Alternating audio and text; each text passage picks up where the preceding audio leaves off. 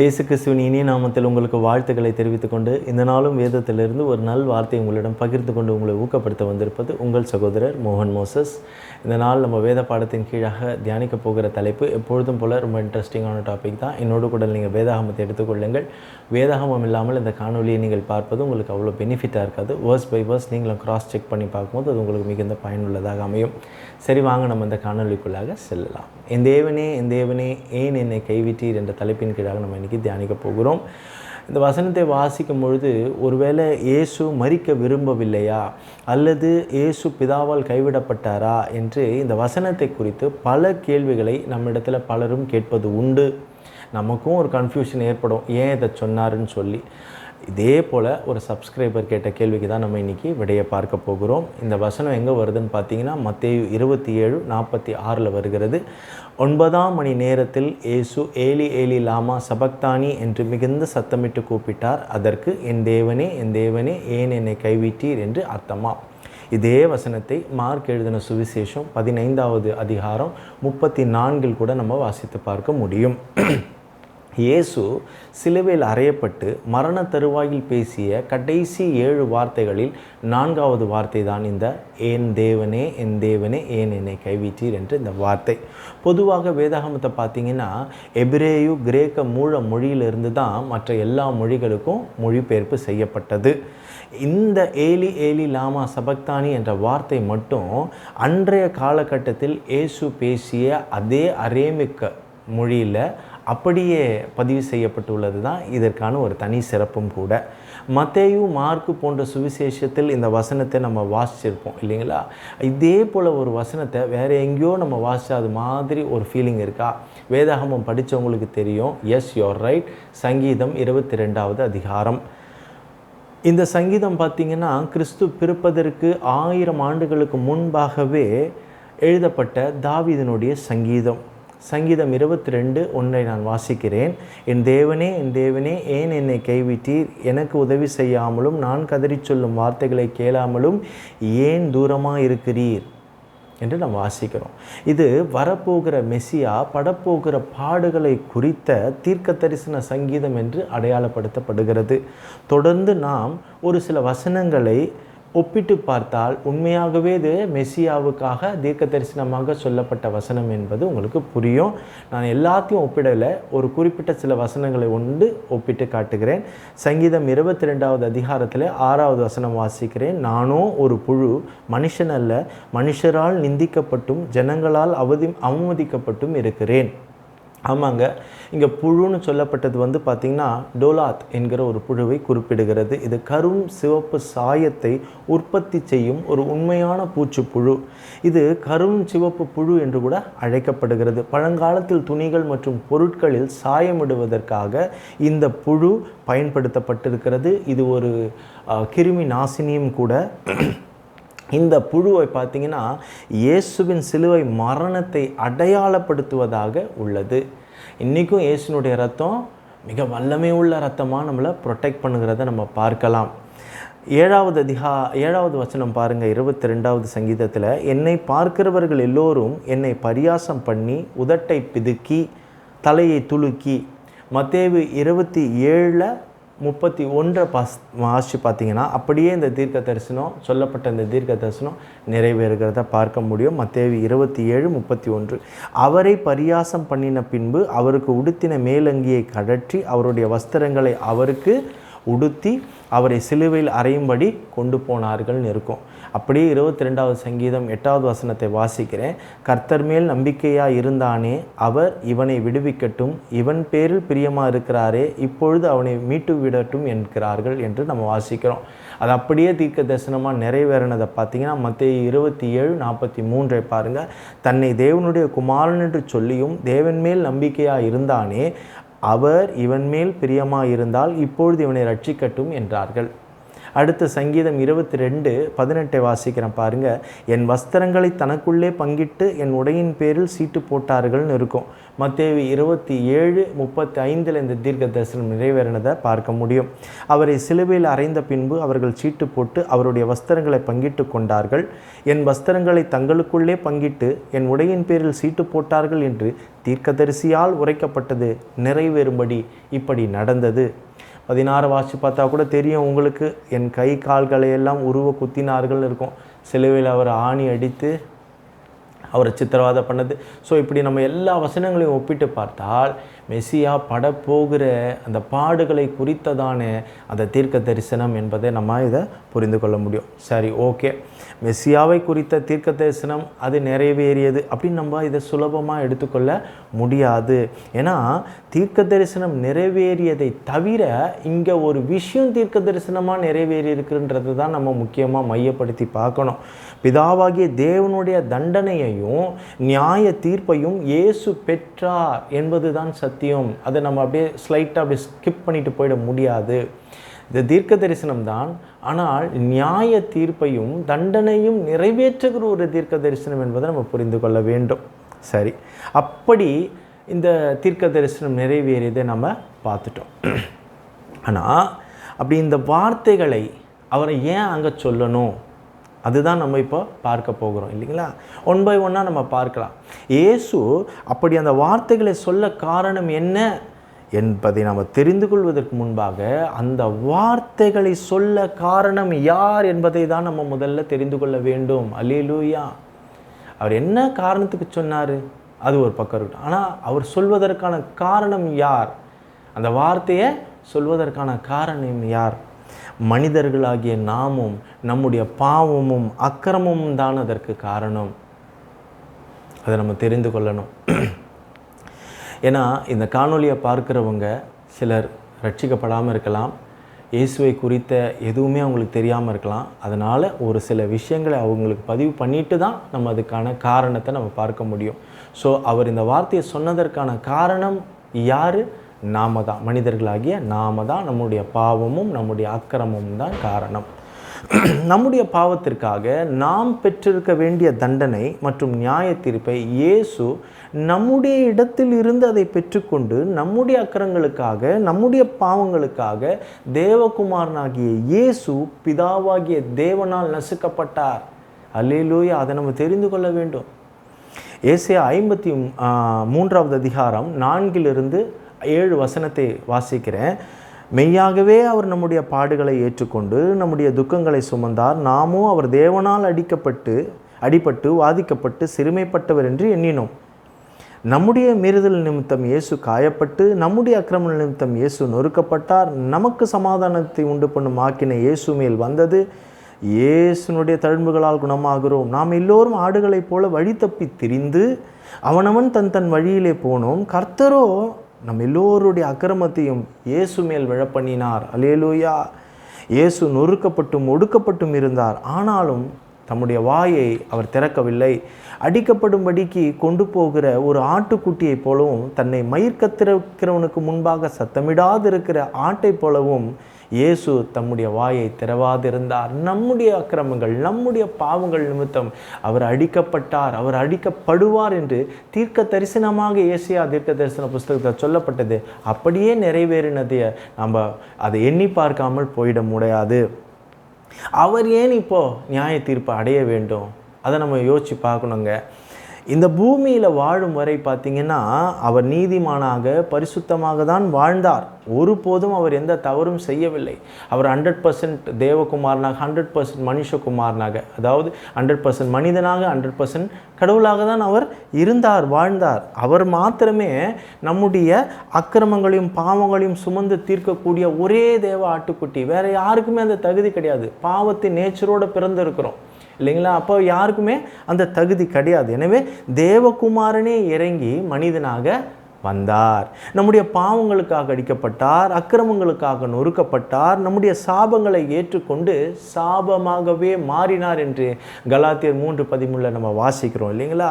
அப்போ இதன் மூலமாக நாம் என்ன பண்ணப்பட்டோம்? நீதிமான்களாக்கப்பட்டோம். ஹல்லேலூயா. 2 கொரிந்தியர் 5:21 வாசித்து பாருங்க. நாம் அவருக்குள் தேவனுடைய நீதி ஆகும்படிக்கு பாவம் அறியாத இயேசுவை நமக்காக பிதாவானவர் பாவமாக்கினாராம். ஹல்லேலூயா. பாவம் அறியாத இயேசு பாவம் ஆனார், நீதி அறியாத நாம் நீதிமான்களாக்கப்பட்டோம். அல்லேலூயா. இதை புரிந்து கொள்ள வேண்டும் தேவ ஜனமே. மனுஷங்க நாம் இன்னும் ரட்சிக்கப்படலைன்னா இயேசு எதற்கு வந்தார், என்ன செய்தார்ன்றதுக்காக தான் நான் இதை சொல்லிட்டு பின்பு அந்த வார்த்தையை என்ன காரணத்துக்கு சொன்னார்ன்னு நான் சொன்னால் உங்களுக்கு விளங்கும். சரி, பிதா அப்படி செய்ய, குமாரனே பிதா அப்படி செய்ய என்ன காரணம்? ரோமருக்கு எழுதின நிருபம் 8வது அதிகாரம் 3-4 வாசிக்கிறேன். அது எப்படி எனில், மாம்சத்தினாலே பலவீனமாக இருந்த நியாயப்பிரமாணம் செய்யக்கூடாததை தேவனே செய்யும்படிக்கு தம்முடைய குமாரனை இயேசுவை பாவ மாம்சத்தின் சாயலாகவும் பாவத்தை போக்கும் பலியாகவும் அனுப்பி மாம்சத்திலே பாவத்தை ஆக்கினைக்குள்ளாக தீர்த்தார். அல்லேலூயா. எவ்வளோ பெரிய திட்டம் பாருங்க. ஏன் இதை செய்தார்? மாம்சத்தின்படி நடவாமல் ஆவியின்படி நடக்கிற நம்மிடத்தில் நியாயப்பிரமாணத்தின் நீதி நிறைவேறுகிறபடிக்கே அப்படி செய்தார். அல்லேலூயா. வேற ஆப்ஷனே கிடையாது. சரி, அது மட்டுமல்ல, தம்முடைய அன்பின் எல்லையை பிதாவானவர் இந்த மனுகுலத்துக்கு காண்பிக்கும்படி இப்படி செய்தார். யோவான் எழுதின சுவிசேஷம் 3வது அதிகாரம் 16-17 வாசிக்கிறேன் பாருங்க.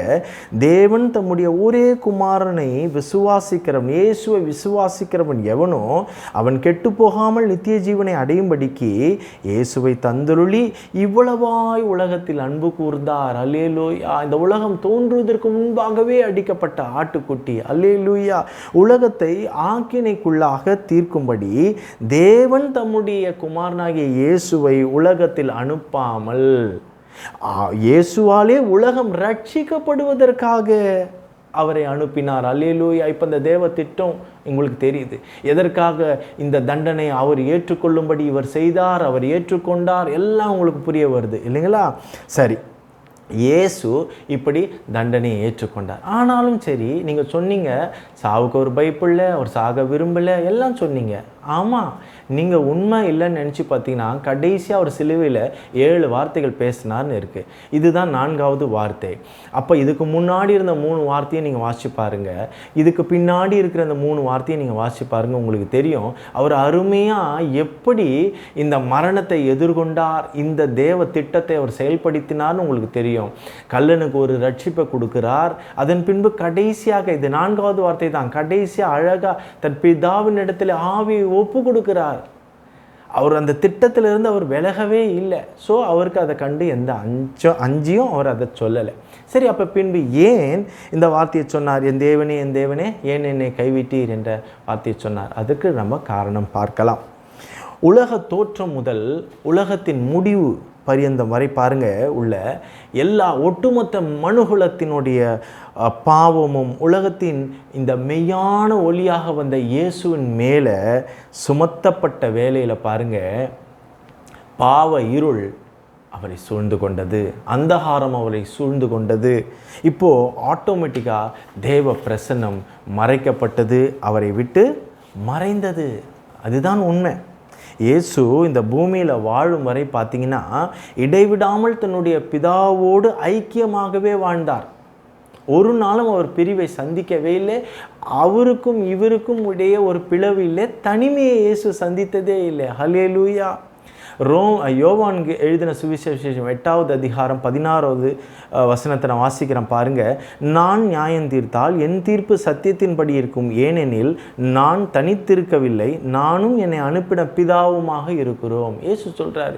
29வது வசனம் பாருங்க, அதே அதிகாரத்தில், என்னை அனுப்பினவர் என்னுடனே கூட இருக்கிறார், பிதாவுக்கு பிரியமானவைகளை நான் எப்பொழுதும் செய்கிறபடியால் அவர் என்னை தனியே இருக்க விடவில்லை. இதுவும் பிதாவுக்கு பிரியமானது தான். இதுக்காக தான் இவர் வந்தார். அப்போ ஏன் இவர் தனிமையாக விடப்பட்டார்? அதுதான் ரீசன். சிலுவை பாடுகள், சித்திரவதைகள் என எல்லாவற்றையும் இயேசுவுக்கு சாதாரணமாக ஏற்றுக்கொண்டார். ஏன்னா அதுக்கு தான் வந்தார், அந்த திட்டம் நிறைவேற தான் வந்தார். ஸோ அதனால் அவர் அடிக்கப்படும் பொழுது, நொறுக்கப்படும் பொழுது, அவமானப்படுத்தும் பொழுது, முகத்தில் காரி துப்பும் பொழுது, தலையில் குட்டும் பொழுது, முள்முடி சூட்டப்பட்டவர் அடிக்கும் பொழுது, வாரினால் சிதைகள் பிக்கப்படும் போது கூட, ஆணி கடாவிய கரங்கள் என்ன வழிகள் இருந்தாலும் சரி, அவர் அதெல்லாம் ரொம்ப அனாவசியமாக ஏற்றுக்கொண்ட இயேசுவுக்கு, இதெல்லாம் சாதாரணமாக ஏற்றுக்கொண்ட இயேசுவுக்கு முதல் முறையாக தேவ பிரசன்னம் இல்லாத அந்த தனிமையை இயேசுவால் ஏற்றுக்கொள்ளவே முடியவில்லை. ஹல்லேலூயா. ஒரு சில மணி துணிகள் என்றாலும் கூட அது என்னால் ஏற்றுக்கொள்ள முடியாது. அதில் அவர் ரொம்ப உறுதியாக இருக்கிறார். பார்த்துக்கோங்க, பிதாவுக்கும் தனக்கும் நடுவே ஏற்பட்டிருக்கிற இந்த பிளவை தன்னால் தாங்கிக் கொள்ள முடியாத நிலைமையில தான் இயேசு இந்த வார்த்தையை சொல்லுகிறார். ஹல்லேலூயா. ஏதோ இந்த பூமியில் இயேசு வாழ்ந்த வரைக்கும் தான், ஒரு 33 வருட காலம் வாழ்ந்த வரைக்கும் தான் இவரும் பிதாவும் ஒன்றாவாக இருந்திருப்பாங்கலாம் நம்ம தப்பு கணக்கு போடக்கூடாது. அது ரொம்ப தவறு. வானத்தையும் பூமியும் சகல சிருஷ்டியையும் பிதாவாகிய தேவன் குமாரனாகிய இயேசுவை கொண்டும் அவருக்கென்றும் தான் படைத்தார் என்பதை நம்ம நினைவில் வைத்துக்கொள்ள வேண்டும். ஸோ எனவே இவங்க பார்த்திங்கன்னா யுக யுகமாக ஒன்றாகவே இருந்தவர்கள் என்பதை நாம் மறந்து விடக்கூடாது. பலருக்கு இந்த ட்ரினிட்டியில் ஒரு குழப்பம் இருக்குது. திருத்துவத்தை குறித்து நான் ஆல்ரெடி ஒரு காணொளி பதிவு பண்ணியிருக்கிறேன், நீங்கள் அதில் கூட போய் பார்க்கலாம். அதே போல் என் தேவனே ஏன் என்னை கைவிட்டேன்னு கேட்கறதுனால இவர் தேவன் இல்லை, அவர் தேவன் இல்லை, எதோ சொல்லி குழப்புவாங்க. பிதா என்னை விட பெரியவர், எதற்காக, நான் யார் என்ற அடையாளத்தை குறித்தெல்லாம் நான் ஆல்ரெடி இன்னொரு வீடியோவும் பதிவிட்டிருக்கிறேன். அதை நீங்கள் கூட போய் நீங்கள் பார்த்து பெனிஃபிட் பண்ணலாம் உங்களுக்கு. இப்போ பாருங்கள், இப்போ இந்த இருவருக்கும் இடையேயான இந்த அன்பின் ஐக்கியம் துண்டிக்கப்பட்டதற்கு காரணம் என்ன? ஒன்றாவே இருந்தாங்க, ஏன் அந்த நேரத்தில் பிதாவுக்கு பிரியமானது தானே செய்தார், அப்புறம் ஏன் அந்த அன்பின் ஐக்கியம் துண்டிக்கப்பட்டது? காரணம் என்ன? பாவம். எக்காலமும் பிரியாத அல்லது எக்காலமும் பிரிய முடியாத பிதாவினுடைய அந்த அன்பின் ஐக்கியத்திலிருந்து இயேசுவை பிரித்தது எது தெரியுமா? நம்முடைய பாவமும் நம்முடைய அக்கிரமமும் தான். அல்லேலூயா. பாவம் சரி, அது என்னங்க அக்கிரமம்? கிரமத்திற்கு எதிர்ப்பதம் தான் அக்கிரமம். கிரமம் என்றால் ஒழுங்கு, அக்கிரமம் என்றால் ஒழுங்கின்மை. இப்போ லாஸ் இருக்குது, சட்ட புத்தகமாகிய பைபிள் இருக்குது, கடவுள் ஒரு லா கொடுத்துருக்கிறார், இதெல்லாம் செய்யணும், செய்யக்கூடாது, இதை டச் பண்ணணும், டச் பண்ணக்கூடாது, இதுக்கு கூட போய் சேரணும், சேரக்கூடாது, இதெல்லாம் நிறைய இருக்குது. இது கிரமம். அதை மீறி நம்ம செய்யும் போது அக்கிரமம். சில பேர் இன்றைக்கி கூட பாருங்கள், நாங்கள் எந்த பாவமும் செய்யறதில்லைன்னு சொல்லிட்டு ஒரு லிஸ்ட்டு வச்சுருப்பாங்க. பெரிய பாவம், சின்ன பாவம், இதெல்லாம் நாங்கள் செய்யறதில்ல, பாவமாக நாங்கள், ஆனால் அக்கிரமம் செஞ்சுட்டு இருப்பாங்க. அக்கிரமம் இருக்கும். இப்போ அதுதான் ரீசன். அந்த அக்கிரமத்து நிமித்தம்தான் பல நேரங்களில் நம்ம ஜெபம் கேட்கப்பட மாட்டாது, பதிலே வராது. நம்ம நினைப்போம் நம்ம நல்லா வாழ்கிறோம், பாவம் இல்லை, நம்ம யாருக்கும் இந்த துணிகரமாக இந்த பாவம் செய்யலேன்னு, ஆனால் அக்கிரமங்கள் செய்து கொண்டு இருப்போம். ஸோ அவரே அந்த அன்பின் ஐக்கியத்திலிருந்து பிரித்தது எதுங்க? நம்முடைய பாவமும் நம்முடைய அக்கிரமம் தான். ஏசாயா 59:2 வசனத்தை வாசிக்கிறேன். உங்கள் அக்கிரமங்களே உங்களுக்கும் உங்கள் தேவனுக்கும் நடுவாக பிரிவினை உண்டாக்குகிறது, உங்கள் பாவங்களே அவர் உங்களுக்கு செவிகொடாதபடிக்கு அவருடைய முகத்தை உங்களுக்கு மறைக்கிறதுன்னு இருக்குது. அப்போது பாருங்கள், இப்போ இயேசு சிலுவையில் எப்படி இருக்கிறார்? அந்த நேரத்தில் எல்லா ஒட்டுமொத்த மனுகுலத்தினுடைய பாவத்தை ஏற்றுக்கொண்டு அவர் பாவமாக தொங்குறார், சாபமாக இருக்கிறார். தீமையை பார்க்க மாட்டாத சுத்த கண்ணனே என்று நம்ம பிதாவாகிய தேவனை எங்கே வாசிக்கிறோம்? ஆபகுக் 1:13 வாசிக்கிறோம். அப்போது நம்முடைய பாவங்களை இயேசு ஏற்றுக்கொண்டதால் அவர் பாவமாக, சாபமாக மாறினார். இது தேவ பிரசன்னத்தை தடுத்தது, பிதாவினுடைய முகம் மறைக்கப்பட்டது, பிதாவினுடைய அன்பின் ஐக்கியம் துண்டிக்கப்பட்டதை தன்னால் தாங்கிக் கொள்ள முடியாமல் தான் இயேசு இந்த வார்த்தைகளை சொன்னாரே தவிர, மற்றபடி கேன மாதிரி பேசுகிறாங்க சில பேர். வலியை தாங்கி கொள்ள முடியல, கத்துறாரு, மரணத்தை கண்டு அஞ்சுறாரு, அவருக்கு சாவை இஷ்டமே இல்லை, பிதாவை நம்பி போயிட்டாரு, அவர் என்னென்னமோ பேசுகிறாங்க. அதெல்லாம் தவறு, அதெல்லாம் தேவ தூஷணம். ஸோ இதுதான் ரீசன். இன்றைக்கும் நம்மளுடைய ஜபங்கள், நம்மளுடைய எல்லாமே எவ்வளோ நம்ம ஏறெடுத்தாலும் என்ன பண்ணாலும்னா, அவர் அந்த தேவ பிரசன்னம் இல்லாத பட்சத்தில், தேவனுடைய முகம் மறைக்கப்படும் பொழுது, இருள் அந்தகாரம் சூழ்ந்து கொள்ளும்போது நீங்கள் எவ்வளோ ஜெபம் பண்ணாலும் அது கேட்கப்படாது. அது நம்ம புரிந்து கொள்ளணும். ஏன்னா அவர் பாவத்தை பார்க்க மாட்டாத ஒரு சுத்த கண்ணனாக இருக்கிறாள். அப்போ அந்த அக்கிரமங்கள் மிகுதினால ஒரு வால், நமக்கும் அவருக்கும் ஒரு வால் இருக்குது. அந்த வால் அந்த அந்த அது மதில் போல் வந்துடுறதால அது மறைக்கப்படுகிறது. ஒரு பக்கம் இருக்கட்டும். இதுதான் சிலுவையில் ஆண்டவர் அழகாக செய்து முடித்தார். இந்த சிலுவை பாடல் அவர் எல்லாம் சுமந்து ஒட்டுமொத்த மனுகுலத்தின் ஆக்கினை அவர் சுமந்து தீர்த்ததற்கப்புறம் பாருங்கள் என்னென்னலாம் நடந்ததில்ல. அப்போ அந்த அந்த அந்த ஆலயத்தினுடைய சினகாகனுடைய அந்த திரைச்சீலை 2ஆக கிழிக்கப்பட்டது. அது வரைக்கும் பிதாவுக்கும் நமக்கும் நடுவில் ஒரு தடை இருந்தது. அதை அவர் தான் உடை தெரிந்தார். அல்லேலூயா! எவ்வளோ பெரிய ஸ்லாக்கியம் பெற்ற ஜனம், எவ்வளோ பெரிய பாக்கியம் பெற்ற ஜனம் நாம். ஓகேங்களா? அது இல்லாமல் அவர் கண்டு அஞ்சினார், பயந்தார், அதெல்லாம் அவர் ஜெயம் எடுத்த ஜெய கிறிஸ்து. அல்லேலூயா! தன்னிச்சையாக தானாக முன் வந்து இந்த ஒட்டுமொத்த மனுகுலத்துக்காக தன்னையே தியாகமாக கொடுத்தவர். அவர் ஜெயம் எடுத்த ஜெய கிறிஸ்து. பாதாளம் வரை சென்று ஜெயத்தை பிரகடனப்படுத்தின ஒரே ஜெய கிறிஸ்து. அல்லேலூயா! அவருடைய தழும்புகளால் நாம் சுகமாகிறோம். அல்லேலூயா! ஏன்னா அவர் எல்லா நம்மளுடைய பாடுகளுக்காக பாவங்களுக்காக இப்போ 1 பேதுரு 2:24 என்ன சொல்லப்பட்டிருக்குது? நாம் பாவங்களுக்காக செத்து நீதிக்கு பிழைக்கும்படிக்கு அவர் தாமே நம்முடைய சரீரத்தில் நம்முடைய பாவங்களை சிலுவையில் மேல் சுமந்தார். இயேசுனுடைய தழும்புகளால் நாம் குணமானீர்கள்னு இருக்குது. அல்லேலூயா! ஸோ என்ன காரணத்திற்காக என் தேவனே என்னை கைவிட்டீர் என்ற ஆண்டவர் இந்த வார்த்தையை சொன்னார்னு உங்களுக்கு தெரிஞ்சிருச்சு. இதை தவிர்த்து மற்றதெல்லாம் சொல்லப்படுறதெல்லாம் கொஞ்சம் அப்நார்மல். அதை நம்ம நம்பணும்னு அவசியம் கிடையாது. புரிந்து கொள்ளுங்கள். சரி, கர்த்தருக்கு சித்தமானால் வேறொரு தலையங்கத்தோடு கூட வேறொரு நாள் நான் உங்களை சந்திக்க ஆவலாக இருக்கிறேன். அதுவரை ரகசிய வருகைக்காக காத்து கொண்டு இருக்க இந்த மணவாட்டி சபையை இரட்சகராகிய இயேசு கிறிஸ்து மிக விரைவில் கொண்டு செல்ல வருகிறார். விசுவாசிக்கிற நாம் யாவரும் சேர்ந்து சொல்லுவோம், மாரநாதா. ஆமென்.